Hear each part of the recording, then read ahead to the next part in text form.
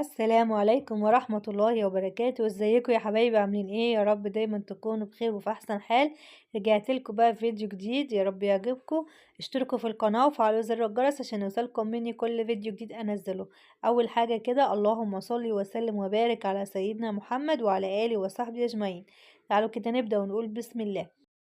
طبعا خلاص خلصنا بقى العيد، كل سنة وانتم طيبين، وخلصنا بقى وعيدنا الحمد لله. واللي بقى طلع برّه واللي اتفسح واللي كده، فتعالوا بقى نرجع بقى لروتيننا ويومنا بقى العادي الطبيعي بعد رمضان بقى وبعد العيد. ربنا يا رب يديم علينا كده الخير دايمًا، وإن شاء الله يعيد علينا أعوام عديدة من رمضان إن شاء الله في كل خير وسلامة إن شاء الله. فهنرجع بقى إيه، ريما لعادتها القديمة، نعمل بقى الروتين بتاعنا بعد العيد، أول روتين كده بعد العيد، ونشوف بقى هنعمل إيه النهارده. طبعًا زي ما أنتم شايفين كده الشقة هي طبعًا مش متبهدلة، لأن أنا زي ما شفتوا كده كنت مضبطاها بقى قبل العيد، ومطلعة كل السجاد وغسلاه والستاير كلها، ومروقة الدنيا كلها، وماسحة البلاط السيراميك وكل حاجة. فدلوقتي بقى عايزة بس إيه، أرتبها ترتيبة خفيفة كده. يعني أنا عايزة أقول لكم أصلًا إن هي ما خدتش وقت معايا خالص، يعني يا دوب إيه 10 دقايق كنت مخلصاها كلها، لأن هي زي ما باقول لكم نضيفة خالص. هي بس إحنا بس هنرتب الحاجات كده مكانها ونكنس وكده ونضبط الدنيا. وعايزة اقول لكم كمان ان انا حطيت كده اللزق اللي انتوا شفتوه على الدولاب ده، فاداله شكل حلو كده، عشان انا عندي الدولاب سادة زي ما انتوا عارفين. بس عايزه اقول لكم ان انا من وقت ما دخلت الدولاب جوه في الاوضه وخليت النيش بره، بصراحه حاسه بوسع خالص كده في الصاله. وكمان عشان دخلت البار جوه فادت واسعه كده في الصاله، وبقت جميله خالص. بقيت بحب يعني ان انا اقعد فيها، بقى فيها مكان كده ان انا اقعد فيه. كان الاول كده كنت بحس ان هي ضيقه والدنيا زحمة وكده، دلوقتي بقى بسم الله ما شاء الله بقت جميلة خالص.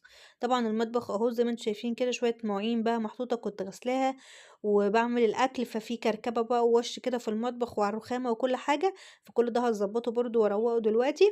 وأنا طبعًا زي ما باقول لكم إيه، مولعة على الأكل كده عشان باطبخ يعني وكده. فطبعًا بقينا بقى بنطبخ خلاص بالنهار، في رمضان كنا بنطبخ في وقت معين، دلوقتي بقى إيه نحتار بقى نفطر إيه ونتغدى إيه ونتعشى إيه وكده، فالحمد لله يعني على كل حاجة. طبعًا الأوضة اهي زي ما أنتم شايفين كنت بقى فارشة طقم تاني بس شيلته وفرشت الطقم ده، فهارتب بقى كل الحاجات دي وارتب الشقة بتاعتي كده واضبطها. زي ما باقول لكم هي نضيفة بس هنديها ترتيبة حلوة كده واكنسها. بُصّوا بقى هنا كنت خلاص خلّصت وضبّطت. طبعًا الأوضة ما كانش فيها حاجة غير السرير بس اللي كان عايز يتضبّط، وإن أنا أحُط المفرش بتاعي. أنا كنت فارشة بقى المفرش ده كده، عايزة أقول لكم إن الجو بقى حَر خالص كده، يعني خلاص إحنا خفّفنا هدومنا خالص، بس إيه، يعني لسه كده لابسين حاجات بكُم بس خفيفة خالص اللي هي الخريفي. فطبعًا البطانية أوقات بتبقى تقيلة علينا خالص والجو حَر بالليل يعني وكده، فأنا دلوقتي بقى بقيت باطبّق البطانية وباحطها هنا كده، بحيث إن إحنا لو احتاجناها بالليل نتغطى بيها، ما احتاجناهاش بنتغطى باللي هو اللحاف الصيفي اللي انتم شايفينه ده، هو فايبر بس خفيف يعني مش تقيل، فهو بيبقى خفيف علينا وحلو احسن من البطانية. البطانية ايه بتخلينا نبقى حرانين وكده. فانا بقى رحت جايه فرشاه كده، وكمان هو شكله حلو، فقلت يعني ان انا افرشه على السرير يعني يبقى شكله حلو كمان. فظبطت الاوضه كده زي ما انتم شايفين اهي، وطبعا عملت الستاره وظبطتها. وهنا طبعا اوضه الركن اهي برضو ظبطتها كده زي ما قلت لكم، إن هي يعني ما كانتش محتاجة يعني إيه، حاجات كتير.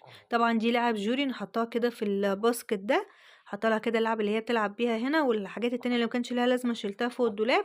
وأنا طبعًا روّقت بقى الرُكنة كده زي ما أنتم شايفين، رتّبت كده الحاجات اللي هي الحافظات اللي أنا حاطاها عليها دي، مدّياها شكل حلو كده. وطبعًا هنا البونبونيرة بتاعتي أهي، وهنا كمان البياضات أهي، والحاجات كلّها نضيفة ومتروّقة. وهنا الدولاب أهو اللي كنت باقول لكم حطيت عليه الرسومات دي، فمدّياه شكل حلو كده بدل ما هو كان سادة يعني. بس فهنا الأوضة أهي مترتبة وزي الفل وجميلة خالص. بصوا بقى الصالة اللي أنا بقيت بحبها خالص عشان بقت واسعة كده، وحسيت كده إن الشقة بقت واسعة عليا. هنا طبعا أهي كانت هي أساسا متظبطة ومتروقة، والسجادة نضيفة اهي وبتلمع، طبعا لما بغسلها بيبان عليها خالص إن هي نضيفة، فشكلها حلو أهي ومتظبطة، والدنيا بقت واسعة وجميلة خالص عندي. فبس هنا خلصت كده وفضلش بقى غير المطبخ دلوقتي بقى هوريهولكوا برضو. بس حبيت يعني ان انا اوريكم كده الشكل بقى بتاع الصالة، بصوا بقى واسع ازاي، والسجادة كده كانت بقت باينة وشكلها حلو. وادي هنا كده طبعا ايه الستارة بتاعة المطبخ اهي، انا بحب اقفلها برضو كده عشان بتدي شكل حلو برضو كده، وكمان عشان هي في وش الباب المطبخ يعني، فما ايه اللي داخل يعني ما يبقاش المطبخ كده مفتوح على وش الباب على طول. بس فهنا بقى ده الشكل كده بتاع الشقة بتاعتي، خلاص خلصتها بعد ما نضفتها وروقتها زي ما قلت لكم. هي ما خدتش وقت كتير لان هي كانت نضيفة يعني. هنا طبعًا أنا كنت غاسلة بقى غسيل من بالليل، فلميته كده وحطيته هنا عشان هاطبّقه وأضبّطه. طبعًا أنا كنت باطبّق كده أهو، وهاحط بقى كل حاجة كده في الدواليب على طول عشان إيه، ما تتكوّمش عليَّ، لإن أنا أساسًا ما باحبش إن الغسيل يتكوّم وكده. فهاطبّق بقى كل حاجة كده بسرعة وأحطها وأرتّبها في الدولاب، علشان أنا أساسًا كان عندي برضه مِلوة غسيل عايزة أنشّرها. هنا طبعًا بقى بعد ما خلّصت الغسيل وطلّعت المِلوة التانية نشّرتها برّه.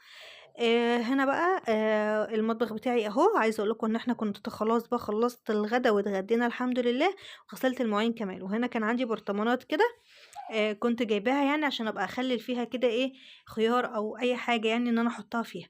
فسايباهم هنا كده دلوقت، وأدي المواعين أهي مكان بقى الغدا، غسلتها وضبّطتها. وهنا كمان الحوض نضيف خالص أهو، والدنيا متروّقة ونضيفة، والبوتاجاز عندي نضيف، ما فيش غير بس الحاجات دي اللي هي بواقي الأكل اللي فضلت مننا، فسايباها كده على البوتاجاز بقى إيه، إن شاء الله هاشيلها يعني في التلاجة. بس، فهنا بقى خلّصت كده المطبخ وبقى زي الفل وبيلمع، والشقة كلّها بقت نضيفة. فبس كده خلّصت بقى إيه، يومي النهارده. زي ما قُلت لكم هو ما خدش منّي وقت، عشان طبعًا الشقة طول ما هي نضيفة هتلاقي الدنيا معاكِ متروّقة ومتضبّطة ومش هتاخدي وقت فيها. بس لمّا بتكون بقى مكركبة وكده تلحقي بقى نَفْسِك على طول. يعني أنا باحب إن أنا أعمل على طول عشان الشقة عندي تفضل نضيفة دايمًا وما تتوسخش ولا أي حاجة. فأنا حبيت كده إن أنا أعمل معاكم روتين النهارده، أول روتين كده بعد العيد، وأوريكم كده أنا عملت إيه في الشقة. فبس كده ده كان الروتين بتاعي النهارده، حبيت إن أنا أشارك معاكم. فيا رب كده بقى الفيديو يكون عجبكم، فما تنسوش بقى تشتركوا في القناة وفعلوا زر الجرس، وتحطوا لايكات كده كتير للفيديو عشان تشجعوني إن أنا أعمل لكم فيديوهات كتيرة. وبس كده إن شاء الله أشوفكم في فيديو تاني جديد على خير، ومع السلامة.